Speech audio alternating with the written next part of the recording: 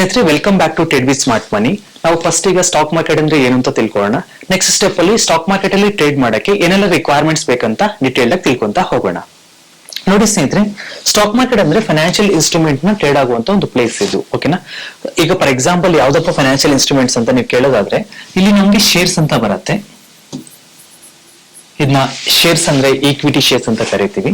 ಅದಾದ್ಮೇಲೆ mutual funds ಅಂತ ಬರುತ್ತೆ, ಇದನ್ನ MF ಅಂತ ಕರಿತೀವಿ. ಅದ್ಮೇಲೆ ನಿಮ್ಗೆ ಬಾಂಡ್ಸ್ ಅಂತ ಬರುತ್ತೆ. ಓಕೆನಾ? So shares, mutual funds, bonds ಇದೆಯಲ್ವಾ, ಈ ಮೂರನ್ನು ಟ್ರೇಡ್ ಆಗುವಂತ ಒಂದು ಪ್ಲೇಸ್ ಇರುತ್ತೆ. ಅದು ಆನ್ಲೈನ್ ಪ್ಲಾಟ್ಫಾರ್ಮ್ ಅಂತ ಕರಿತೀವಿ. NSE ಮತ್ತೆ BSE ಅನ್ನೋ ಎಕ್ಸ್ಚೇಂಜಸ್ ನಮ್ಗೆ ಅದು ಪ್ರೊವೈಡ್ ಮಾಡ್ತಾರೆ. ಅದನ್ನ ಸ್ಟಾಕ್ ಮಾರ್ಕೆಟ್ ಅಂತ ಕರಿತೀವಿ. ಇದು ಬಿಟ್ಟು ಇನ್ನೊಂದು ಇದೆ, ಅದು ಕಮಾಡಿಟೀಸ್ ಅಂತ ಕರಿತೀವಿ.